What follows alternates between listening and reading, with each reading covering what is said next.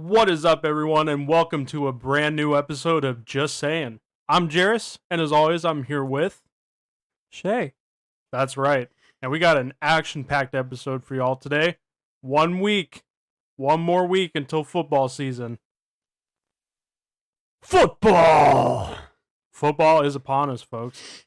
But before that, we got some sports news to go across from around the world. What? Around the world? Around the world, around the No world. copyright. Oh, yeah, that's right. YouTube, please don't take down my video. All right. So, we're going to open off today's episode on a very sad note. Yes, somber news. Yes, this is serious. Very, very sad news coming out of the hockey world today. Johnny Gaudreau, star for the Calgary Flames and the Columbus Blue Jackets, has tragically passed away at the age of 31, along with his brother Matthew Gaudreau, who was 29. These two men, they meant a lot to the hockey community. Johnny Gaudreau, one of the most electrifying players of his generation. His brother Matthew as well. Both went to Boston College together. Both won the national championship there. So, just very, very tragic. We heard a lot of rumors the night before, and everybody was praying that they were not true. But with that being said, the night of the incident, Johnny and Matthew were biking in Salem, New Jersey. They were there for their sister's wedding, be groomsmen for their sister's wedding, and an alleged drunk driver attempted to pass cars on the side of the road and hit Johnny and Matthew from behind, and they were pronounced dead at the scene. So just very, very sad news. When I read it that morning, I almost cried. Just awful. Not only were these two young men great hockey players, but great members of their community. Matthew coached at his old high school, really just visited a bunch of young children, made sure that there was grassroots hockey in the city where he lived in, and same with Johnny. And we will never forget what these two men did for their communities and what they did on and off the ice. Yes. All of course, from us here at Just Saying, our condolences and thoughts, good vibes, all that stuff, whatever you believe in, towards the Gaudreau family, their friends, all the fans that are affected by this, to the hockey community, and although this is obviously tragic, it was nice to see online, even sports teams from other sports, send out their condolences to the family and the hockey community as a whole. So we are, of course, upset and grieving this tragedy, but it was nice to see everyone come together and mourn the passing of both of these beautiful men and who they were and what they stood for. Yes, very true, Shay. I totally agree with you. Memorials outside of the Saddle Dome and Nationwide Arena have already piled up with jerseys, flowers, just anything to commemorate the lives of these men. And, Matthew leaves behind a wife, Johnny leaves behind a wife, a son, and a daughter. And I just really feel for the family, especially their sister, where, you're getting married. That's supposed to be the best day of your life, one of the best days of your life. And then you find that out. I just cannot imagine how any of the family feels amidst this tragedy. So, like you said, our condolences from everybody here at Just Saying. And, like you said, it's very nice to see everybody come together and show theirs as well. So, thank you guys for listening and, remembering with us what these men did on and off the ice for their communities and their teams. That is right. Moving on to another somber event that happened with a good outcome at least. Niners, San Francisco 49ers, first round pick, rookie wide receiver Ricky Pearsall was shot during an attempted robbery this past Saturday. He has been released from the hospital, though. According to Adam Schefter from ESPN, he was shot in the chest, and by pure luck, divine intervention, whatever you want to call it, the bullet went through his chest cavity and out of his back, escaped out of his back without hitting any vital or major organs. So he is obviously extremely, extremely lucky to be alive. And he will be out at least 4 weeks for 4 games, but obviously right this moment, no one really cares. He went through a tragic event himself, and thankfully he is okay. Yeah, definitely. Yeah, very, we don't like to talk about sad news like this. Obviously, on Just Saying, we all always like to have fun on this podcast, but we, sometimes want to get serious and, just remember, people of sports that have passed away and, reporting on incidents. Really, a lot of this stuff, like, we just want to take out the positives and the lessons that we can learn. And I just want to say, and usually the tone doesn't go like this, but there is no reason why anybody should be driving under the influence. With you have Uber, you have Lyft, you can call a family member, you can call a friend to pick you up. No reason why this should be happening. Agreed.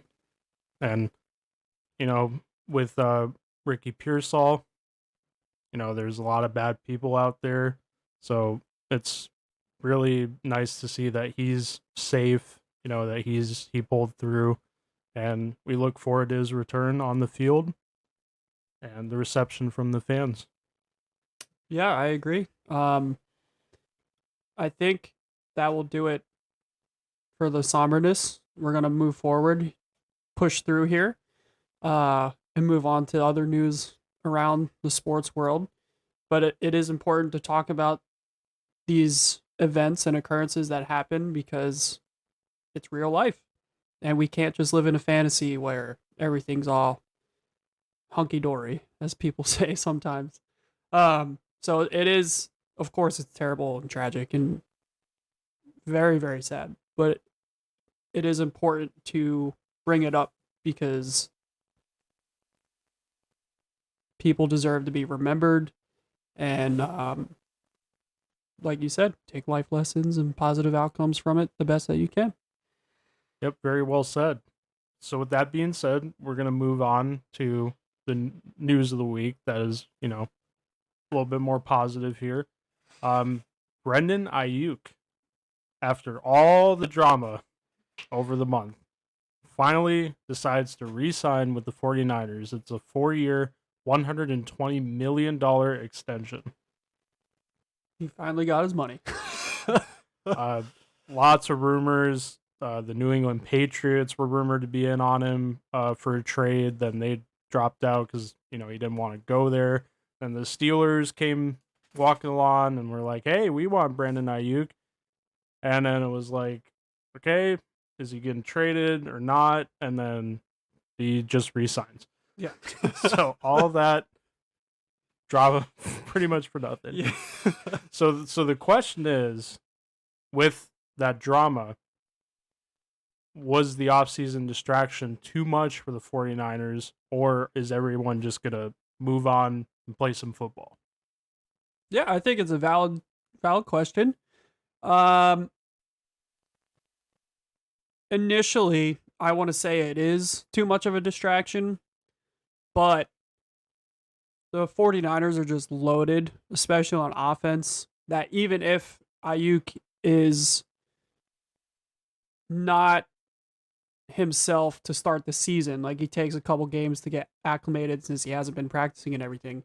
Even if he's not himself, like the 49ers offense, I think will be okay with Christian McCaffrey and Deebo Samuel and George Kittle, like, and obviously Brock Purdy. So I think they'll be okay. Yeah, I definitely have to agree with you. And I will say, too, with this extension, I think it makes it even more of a priority that they win the Super Bowl this year. Yeah, because Brock Purdy's got to get paid. Yep. Man's only making like $800,000. Yeah. So, moving on, another piece of 49ers news is that Trent Williams and the team are expected to reach an agreement before the season opener. And, with that, expected to play week 1 per Adam Schefter. So drama might be over for the 49ers for now. For now. Still got to pay Brock Purdy. That's right. so there you go. You know what drama isn't over? Yep, that's right. What is it, Jairus? Jamar Chase is now listed as day-to-day as his status remains fluid because he's returning to sitting out of practice. Because he wants his new deal. Yeah. I don't know how long this is going to go. Not really sure if either side has an advantage, really. It seems like both sides are at a stalemate. So now there's a possibility that Chase will be out for week 1, which is fine with me because our first game is against the Patriots, which should be a win. And I always say that now because anything can happen. But you know who you have week 2? The Chiefs. The Chiefs. So, definitely want to have Chase for that. And if this doesn't get done, who knows how long this can go on. Yeah, we touched on it last week. He has 2 years left in his deal, so I don't know if this will get done. What if he sits out multiple games or sits out the season? We think this is their best chance to get to the Super Bowl at least. With getting rid of T. Higgins next year and all that, or assuming this is his last season. So, yeah, it's if I were a Bengals fan, I probably wouldn't want him to play this week, but I would be very worried if he's going to be sitting out against the Chiefs and everything too. Yeah, for sure. But you know what player is really holding out? Hassan Reddick. That's right. Still holding out. He is the last player to be holding out of everything. Yep. And right now does not look like any solution is coming. No, him and the Jets are still seemingly miles apart. He still wants to trade, but the Jets won't trade him. So, allegedly, he's accumulated over $4 million in fines from holding out this offseason, or the training camp and everything. So, I don't know what's going to happen with this. Yeah, it seems like it's really just a pressure cooker. And, yeah. There's only a matter of time before the lid just blows off. That's right. So we'll see what happens with Hassan Reddick. Moving on to a little bit of basketball news, finally. Stephen Curry. Stephen Curry. However you want to say it. Signs a 1-year, $62.6 million extension with Golden State, which ties him under contract till the 2026-27 season. So a lot of people are assuming that now he's going to retire as a Golden State Warrior. Yeah, I think it's pretty safe to say, but 1 year for $62.6 million? Whew, that's a lot of money for 1 year. I mean, he's the greatest shooter of all time, so it's well deserved, but still, wow. Yeah, that is a lot of money. So that really begs the question, Shay. With this signing, is Golden State going to win another championship while Curry is there? I think they could. But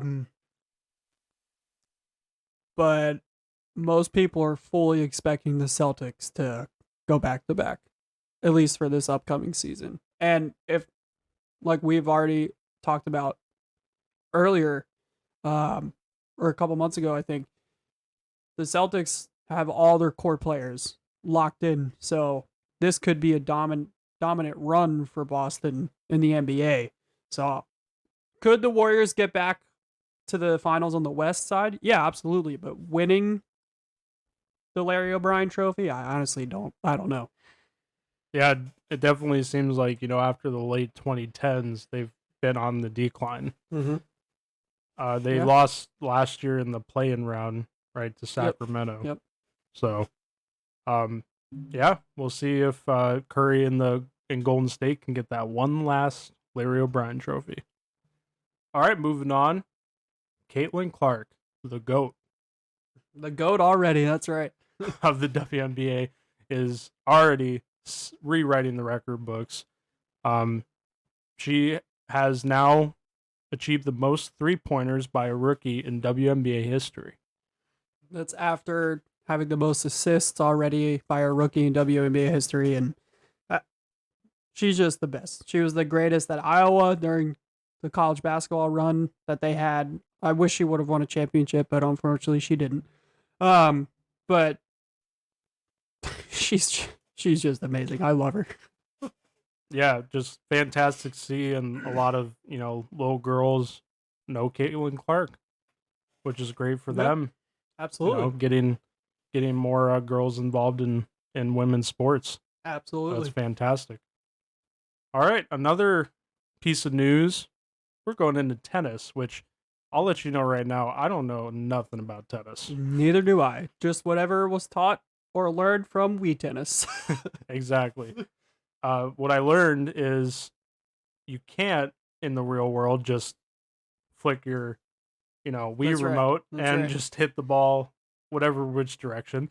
But we're willing to learn about real world tennis here at Just Saying because we're a sports podcast. Yeah. Want to talk about all sports. So with that being said, and I'm really sorry if I butcher any of these names, Alexei Popyrin, number 26 seeded in the U.S. Open, upsets Novak Djokovic, number 2 in the third round of the U.S. Open. So that was the last round before the round of 16. This is the first major since 2004 that none of the big three, Djokovic, Nadal, or Federer, are in the round of 16. Pretty crazy, especially after Djokovic won gold at the Olympics. So, Crazy. Djokovic, in his interview after the game, said, had all the right things to say. He said Popyrin played a fantastic series against him and he deserved to win. And he even said, he was grateful to get that far because he thought that he did not play well at all. So, yeah, pretty big upset. And a lot of people are saying, is this the changing of the guard in it could men's tennis? And what's the final piece of news that broke today? Oh, yeah, that's right. We got some breaking news, and it's hockey, my favorite sport. Leon Draisaitl, arguably the second best player in the NHL, because we all know who the best player is. That's right. So he signs with the Edmonton Oilers, 8 years, $14 million per season extension. So going into not this season, but the next season, he'll be the highest paid player in the league. And then McDavid is up in 2026, and there's already a lot of talk about him getting 15, 16 million, maybe even more. I could see him asking for the max. I believe the max, because you can only sign, I think, 20% of the cap for one player. So I think it's around $18 or $19 million. I mean, he can get that. And if the cap keeps going up, could get more. Exactly. So, fantastic work by the Oilers for keeping Draisaitl around. I think that's very important to keep Draisaitl and McDavid together. But this really begs the question. I think, is this the Edmonton Oilers' best shot now at winning a Stanley Cup?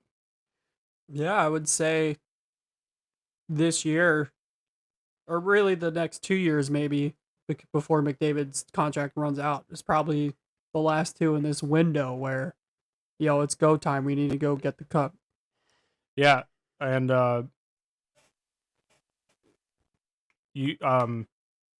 just so you guys know, Draisaitl was making $8.5 million this year, so he's going up pretty substantially. Yeah, I would say. So, yep, a lot of money being spent. The Oilers are the current Cup favorites, so we'll see if they can win it all. Yep. Do exactly like what Florida did.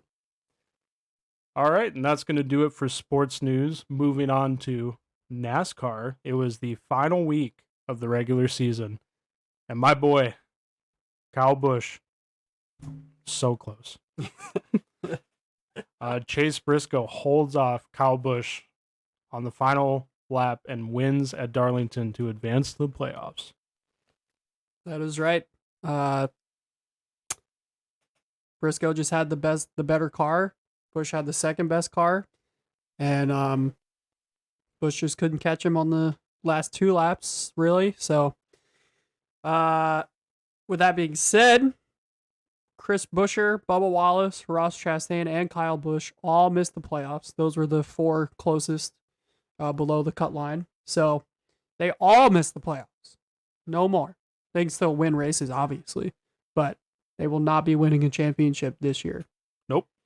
That's right. Tyler Reddick is the regular season champion. Now, I know a lot of people make fun of that because it's the regular season. But NASCAR does something that I think is pretty interesting, actually.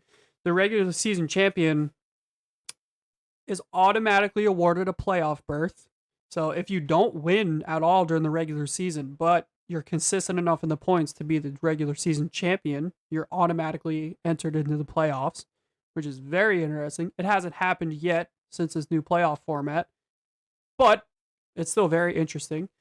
And the winner's also awarded 15 bonus playoff points. And points are everything. So congrats to Tyler Reddick.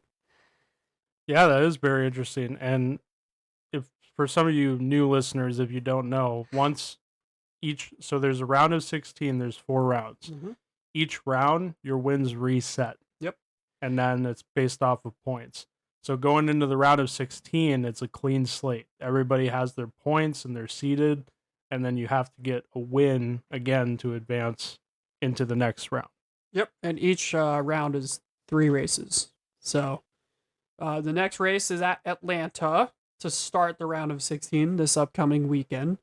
It's a night race, so that'll be very exciting, but I'm ready for the playoffs. Let's go. Yeah, me too. Again, poor Kyle Busch just could not catch a break this season. If he does not get a win this season, that'll be the first time in his NASCAR career that he finishes a season without a win. He has 10 races left to do it. But I know you'd be happy about that. I would. He doesn't like Busch very much. No, I do not. I guess I just like to root for villains in NASCAR. I don't know. I guess so. All right. With that being said, I think we're going to go ahead and take our halfway break here. So don't go anywhere. We'll be right back to talk about college football and the NFL. And if you haven't yet, make sure you're subscribed to our YouTube channel where you get day early access to this podcast. But if you're on Spotify or any of our other platforms, make sure you follow us there. Make sure to follow all of our socials, including our TikTok, which will be listed in the description, where we post short clips of our show. And also follow our Facebook, Instagram, Twitter, maybe if we make one. Yeah. Formerly known as X. Currently known as X. Formerly known as Twitter. I will never call it X. Yeah. So, all right, don't go anywhere, and we'll see you all very soon.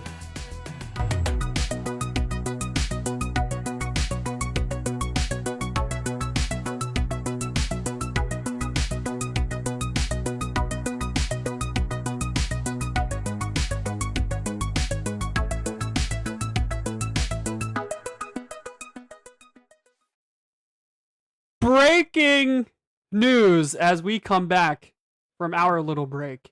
Well, hold on. Let me do the Anchorman impression from SpongeBob. Breaking news! We literally just talked about it, so it's pretty funny how things work. Trent Williams the left tackle, all pro left tackle, first ballot Hall of Famer, arguably the best left tackle in all of football. And the 49ers have agreed to a restructured 3-year, $82.66 million deal that he's been holding out for, waiting for. That includes $48 million at signing and a $25.69 million signing bonus. So he will be ready to go Monday against the Jets.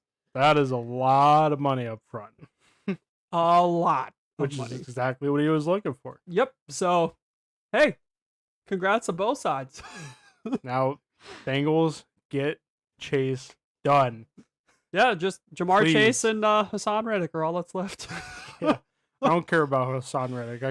I care about Jamar Chase. Just get the man signed so you can win the Super Bowl. All right. With that breaking news being broken, we're going to move on to college football, which we forgot to talk about last week. Correct. Womp womp. We're getting better. We're not good at this. So, now talking about college football this week. Yeah. The season opener for Georgia with a 34-3 victory against Clemson. That makes it 40 straight regular season wins for the Bulldogs. Pretty impressive, if I don't say so myself. Yeah, I mean, at this point, it's just like, it's Georgia. Pretty much. So, we all know they're the best team in football. They've been for years, arguably. Yeah. At least according to the rankings. Correct. Yeah. All right. With that being said, we're going to introduce college football, but we're going to start with how we're going to cover it during this season. So, Shay, you want to do a little explaining? Yeah. So, if we really wanted to cover college football, that would probably be its own podcast. There's, over 100 some college football teams. So it's going to be impossible for us to cover everything that goes on in college football, along with everything else we talk about, and keep it all within our hour-ish time frame that we hold to ourselves. So, with that being said, like we do with the other sports, really, we'll cover our teams, which we will discuss in a moment who they are, and any massive major upsets that might happen, because that's why we love college football. And then we'll come playoff time, we'll dig a little more into it, of course, but for the regular season at least, just our teams and major upsets. Yeah, you were telling me there's over 100 schools to cover. Too much. A lot of the teams that make the playoffs are either undefeated or have like a one-loss record. So, I mean, there's definitely big matchups in the regular season for sure, and there's a lot of excitement. But I think for that going into the playoffs, the regular season, I don't think really like matters as much. If that makes sense. Yeah, I mean it matters. Especially like the big games against the big schools like Ohio State and Michigan. Like that's a massive game every single year. Yeah. But most games, like the majority of the games every week are blowouts, basically. Yeah. Except for the few that are very close and big games and all that. But most games are like 60-0 or something insane that doesn't normally happen in the NFL. So, yeah. So with that being said, we're going to go through our teams and let you know why there are our teams. So for me, I've never really been big into college football, but I'm from Florida and a lot of my friends go to the University of Florida. So I am partial to the Florida Gators. With that being said, we have sucked for a very long time. Yeah. So we'll see how Florida's season goes. I believe they have the toughest schedule out of any other school. I think their last 5 games are like really, really tough schools. Okay. My team is Notre Dame, Fighting Irish. I have family that roots for Notre Dame. And just like Jarris, I've never been, real big into college football. But over the last few years, I've tried to get more into it because it is extremely exciting. Um, and I think especially this year will be the most exciting, and we'll get into that in a little bit. But yeah, Notre Dame Fighting Irish, they've had better regular seasons and made playoffs and been to the national championship game, but they have not won at all since like the 90s. So we have also not done very well, very well since the 90s. Yeah, so I have a quick question for you. Like, is it really, really hard to win the national championship in college football? Yes. Yeah. Before this new playoff format that debuts this year, you pretty much had to be either undefeated to get to the national championship. Occasionally, a one-loss team would make it to the national championship. So that in of itself makes it nearly impossible for 98% of the entire country to get to the national championship. Right. And then I would assume like a lot of the college players, they might enter the NFL draft or like, Yeah, they do the draft, sit they out do for the the transfer draft. portal, like So a you bunch got of stuff. you got a bunch of players coming in and out, Mm-hmm. unless you have programs like Alabama, Georgia, Yeah. Texas, Michigan, yeah, Ohio a lot of State. the big, the dominant schools. Yeah. It's, there's like a one and done Correct. pretty much. So yeah, there you go. Those are our teams and a little bit about why we like college football, and we're really excited to get more into college football Mm-hmm. for the podcast as well. So with that being said, we'll talk about our team's games this week. Number 19 ranked Miami blows out my Florida Gators 41-17. Like I said, not surprised. We have sucked for a very long time. I watched the highlights. We were kind of in it the first quarter, and then after that, it kind of just fell apart from there. But not really much to say about that one. So moving on. Number 7 ranked Notre Dame, Shay's team, beats number 20 ranked Texas A&M 23-13. Really exciting game that was. A lot closer of a game than Miami and Florida. Texas A&M is an extremely difficult place to play in because it's so loud. If you've played college football 25, you know what I'm talking about. So yeah, it was a great win, great win to start the year, and I'm excited to keep it going. Now this one, Shay, we both love. Correct, because if I had a second favorite team, it would be the Gators. So that's why I love it. Yeah, but we also love this next thing, because this is you and I's most hated team. This is the Cowboys of college football for us. Yeah. So the first upset we have is Georgia Tech upsets Florida State in their season opener with a last-second field goal, making it a 24-21 victory. Over in Dublin, Ireland, to start the college football season. Oh, yeah, that's right. Very successful game there. Oh, yeah. So, very nice. Second upset, and this is just because, like, one school was ranked higher than the other. So USC, who was ranked 23rd, edges out ranked number 13 LSU 27-20 on Sunday night. Was hoping LSU would win that one, but USC comes out with the victory. Yeah, another great game to start the year. And then the real kicker. Florida State on Monday night loses their second game of the season, 28-13 against Boston College. So back-to-back losses against unranked schools. This makes them the third team in 45 years to drop the first two games where they were favorited by double digits. Yeah, and we talked about it before our break over the summer. Florida State was undefeated last year, and they missed the playoffs. And there was a lot of things just got very loud from Florida State fans, and rightfully so. They were undefeated, but then they played Georgia in the Sugar Bowl, I believe it was, and lost like 60-3 or something. And so now, like over the offseason, this is supposed to be the revenge tour for the Seminoles, and no, it's not. I'm sorry to say, but it is most certainly not. Yeah, very disastrous start from Florida State. Their quarterback, I think his first name is DJ, and I'm not gonna even try to pronounce his last name.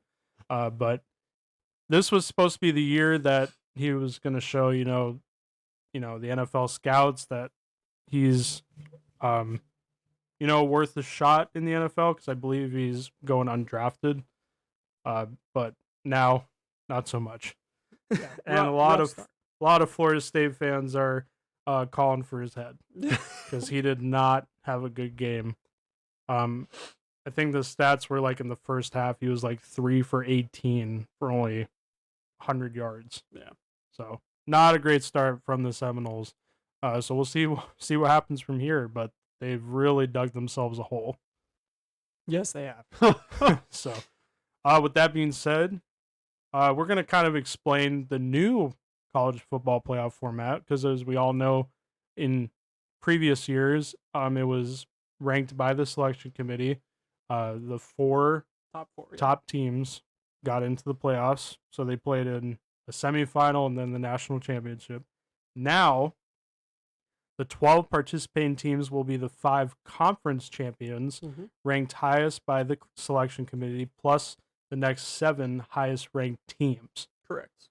The ranking of the teams will continue to be done by the selection committee, and I'm reading this off of collegefootballplayoff.com. The 4 highest ranked conference champions will be seeded 1 through 4 and will see a first round bye. The 5th conference champion will be seeded where it was ranked or at number 12 if it is the outside the top 12 rankings. So there's the 5th college champion and they're outside the top 12.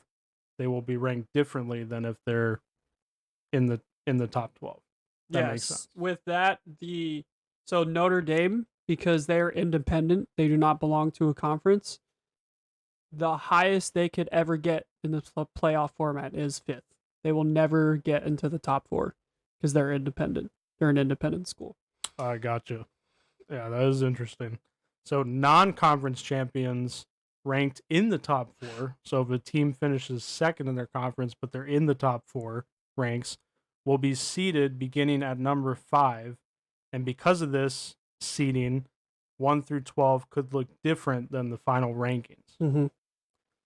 All right, moving on. The 8 teams seeded number 5 through 12 will play in a first round with the higher seed hosting the lower seeds, either on campus or at other sites designated by the higher seeded institution. The selection committee will assign the 4 highest ranked conference champions to playoff quarterfinals hosted by bowls. This will be done in consideration of historic bowl relationships, then in consideration of rankings, and blah, blah, blah, blah. Kind of goes on from there. So But basically, that's kind of the idea. Yeah, basically the first round of games will be home games, and then the next round, in which the top 4 receive the first round bye. The next round will be the bowl games.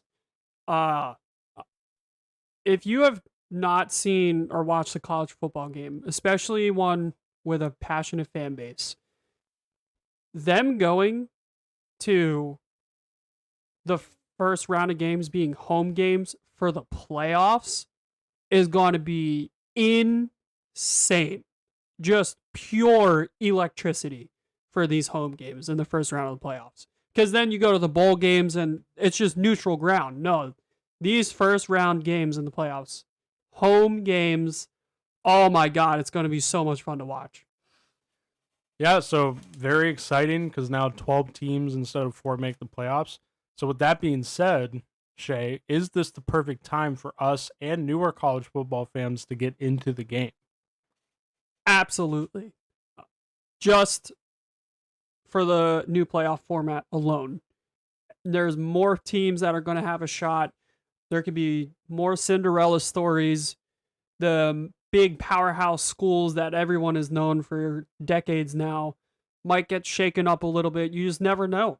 So it is the perfect time, and I'm so excited to dive into it. I mean, already through the first week of college football ratings are up like 100, 150% already for just college football. And, the NFL is the king of ratings, the king of TV. The Super Bowl is always the most watched program in TV history. Their weekly games are the most watched programs for that week. College football is second. They're second behind the NFL when it comes to ratings. And then the other three major sports follow that. So this is awesome. It is the perfect time. Yeah, I totally agree with you, and we can't wait to watch more games this season and get a little more educated and hopefully have some really deep discussions about college football in the future. Absolutely. All right, that's going to do it for college football, folks. Moving on to the NFL. First up, kind of a little correction here. So we said in previous episodes that we thought Terry Bridgewater was starting for the Patriots and Justin Fields was going to start for the Steelers because Russell Wilson got hurt. Well, now Jacoby Brissett has been named. Brissett has been named the Week 1 starter for New England against the Bengals, and Russell Wilson will be ready for Week 1 against Atlanta. Yeah, so Justin Fields is gonna have to wait. I hope he doesn't have to wait very long. I think if Arthur Smith, the offensive coordinator for the Steelers, and Mike Tomlin, of course, the head coach, I think they're smart enough to where they know Justin Fields and his abilities and how he can run with the ball. So I think they'll still utilize him in some ways, even with Russell Wilson starting. At least I would hope so. But yeah, for right now, he's gonna be the backup. Yeah, so we'll see how those Week 1 matchups pan out. But the big one for Week 1 is Thursday Night Football. It's an AFC Championship rematch against the Chiefs and the Ravens. That's right. It'll be a big game. Football is back, baby. I'm so excited. I know we both are so excited. Most of the country is so excited. Oh no, what do we think, Jairus? We think Lamar and now Derrick Henry and the Ravens are gonna be able to beat the Chiefs in Arrowhead on banner night. Yeah, so this is an interesting thing because I've seen this happen in hockey. I'm not sure if it happens in other sports, but teams will have, at least in hockey, will have that championship hangover, Stanley Cup hangover, Super Bowl hangover, whatever you want to call it. So I would not be surprised with the banner raised and all that if the Chiefs kind of, maybe lead back a little bit. Maybe they're not playing as hard because it can be a little bit harder to get up and get motivated for those, first few games. Now with football, there's not 82 games in the season. Yeah. Every game matters, so kind of have to play it like that. With that being said, I'm going to say I haven't learned my lesson still. And I'm going to say that the Ravens will take this one, get their revenge. Lamar Jackson, reigning MVP, is going to come out. It's going to be ready with their bolstered offense, and they already had the best rushing game last year, and adding Derrick Henry just makes it all that much better. So, yeah, I'm going to say the Ravens take this one. What do you think, Shay? The hangover that is a thing in hockey is not as relevant in the NFL just due to the fact that the off season is longer. So there's more time to get like the partying and all that stuff like out of the way, I guess. And then training camp and preseason, like you're not going out and partying during training camp and preseason. So it's not as, I'm not saying it's not a real thing because it does happen, but it's not as relevant, I would say, in the NFL. With that being said, I do pick the Ravens to win this weekend, not because of a Super Bowl hangover, but the Chiefs, they also get off to a slow start. They did. traditionally. We Yeah. remember last year They did last year. did lose against the Lions. Now, last year they were without Travis Kelce The first for game, the yeah. first game, but still. Yeah, so I think for the Chiefs anyway, they'll get off to another slow start, win a game or two, lose a game. But for the Chiefs, it doesn't matter. Come playoff time, they're the best team in football. Yeah. I mean, obviously, if they drop one or two here and there, they're going to make the playoffs. Yeah.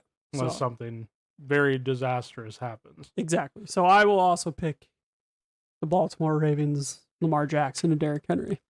All right. Finally, we agree on something. All right. Moving on. We're going to talk about our teams here a little bit. The NFL is heading to Brazil. That is right. Packers and the Eagles play Friday night, September 6th at 8:15 p.m. Jay, who do you think is going to win that game? Well, I am very excited. The NFL is expanding its reach across the world, and we're playing the first ever game in Brazil. I'm honored that the Eagles were picked to be one of those first two teams.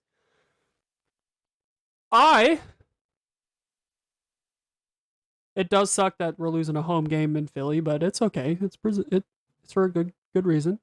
I'm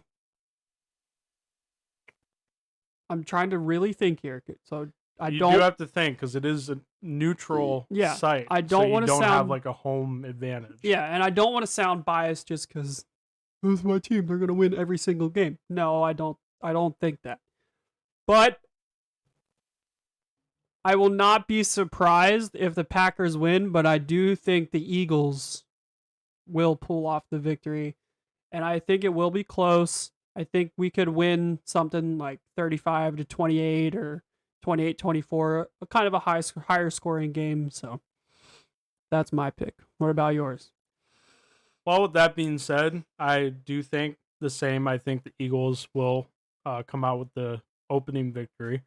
Like we said, with the offseason and the expectations going in, they need to get off to a strong start. Yeah, agreed. They definitely need this more than the Packers. So I think the Eagles will win. I agree with you too. I think it will be a high scoring, close game. So I could see like a 28-21 or, 24-31, somewhere within that range. Mm-hmm. Okay. So I agree with you there. Moving on, Patriots are at Cincinnati for the Bengals home opener. Mm-hmm. That should Should be an easy win. We should just demolish the Patriots. So, that being said, if Jamar Chase situation's not worked out, he could be out for that game. But so I don't think it would be like as much of a blowout as maybe I'm expecting. So I'm gonna go with the Bengals are gonna win. It's gonna be a little bit closer. So I would say 17-10. Okay. I thought you were going to say they might lose just because the last 3 or 4 years they've lost the first 3+ games of the season. I agree with you. I think this year that will not happen. I think it should not happen. Yeah. Like, well, they might to get off to a good start. They might lose week 2, but we'll get to that next episode. But yeah, this first week, I think the Bengals will beat the Patriots, and I think they should do it pretty handily, even without Jamar Chase. So I think they could win like 30-6 or 28-10 or something like that. Okay, yeah, I could see that. I could also see with Jacoby Brissett. I was gonna get it wrong. Starting. There is a possibility that the Bengals could underestimate their opponent, which we have seen in the NFL a lot. So that could happen. So we'll see if the Patriots can pull off an upset here. Yeah, we're in agreement so far. All right, and now out of our teams, this is probably the hardest matchup objectively. The Jaguars at Miami to face the Dolphins in the season opener, week 1. Um, so the Dolphins did have a lot of injuries, but they've recovered. Waddle's back. Tyreek Hill's expected to be ready. So I think it's an easy win over the Jaguars opening. And I could see like with Trevor Lawrence. I know Tua also signed a big contract, but I could see with Lawrence signing that contract that maybe he's a little nervous. So I'm gonna say the Dolphins win. I don't think it will be close. I think I could see the Dolphins winning some like 28-10 or you know 31-14 somewhere within there. Okay. Because you also got to think Miami is going to have their home advantage. And well, yeah, but I don't think it's that big of a home advantage, especially with the Jags. They're both in Florida, so Jags fans will show up.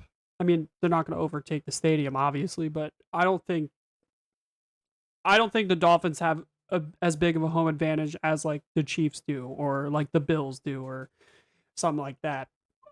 I think the Dolphins will win. So I guess we're agreeing on all our picks this week. I think the Dolphins will win. I wouldn't be shocked though if the Jags came out guns blazing, because I do, even with the massive contract, this is a prove it year for Trevor Lawrence, in my opinion.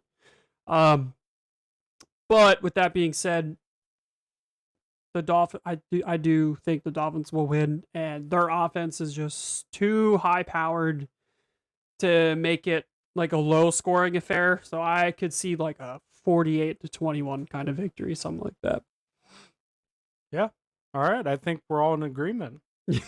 So in the future, we haven't decided like how we're gonna do it, but we do want to make picks and kind of keep a record and kind of make that a little friendly competition between us. Yeah. So if you guys want, let us know down in the comments what your week 1 picks are, and we'll come back next episode to discuss them. And tell us why we're wrong with our picks. Yes. So if you're a Packers fan, let Shay know why he's wrong. Yeah. So, all right. I think that's going to do it for this week's episode of Just Sayin. Yeah, because you know why? Why is that? We have a fantasy football draft to do. Oh, yeah. And I'm not prepared. And apparently I was last. Jairus will be picking last, yes, but it is a snake order, so he'll be last and then first. This is Jairus' first year doing fantasy, so this will be very interesting to see how it goes. This is like my 16th or whatever, but I've never won a league before, so I'm still trying. Yeah, you remember last year in fantasy hockey, which, by the way, hockey season is only 38 days away. That's right. And Just we're going to over be a month. going into our second year of fantasy hockey. That's right. Assuming you still want to do it. I've had some reservations now. Reservations. You know what? I'm not doing it. Just forget it. No, I'm just kidding. But yeah, I did win my league the first year. It was a very close match between me and the runner-up. But obviously, once I won it, they said it was rigged. Of course, because it is. So I have not received that. I only get told it's rigged during the draft, even though I've never had the first pick of the draft either. So, I mean, come on, people. yeah. But yeah. But it makes it more interesting too, because everybody in our league does a $50 buy-in. Yeah, it's a money league, so you need to pay attention because you want to win. You want to win that money. But yeah, that will do it this week for Just Saying. Thank you everybody so much for listening and following along. And as we said before the break, make sure you follow our socials, our TikTok, everything that'll be in the description below. Subscribe to our YouTube for early access and future videos. Yes, we will be posting our NFL tier list video tomorrow before Thursday commences. Yeah, before so the look season forward starts. to that. So thank you so much again for listening. enjoy the weekend because football is back. I know I personally will be. I cannot wait. And we will see you next week.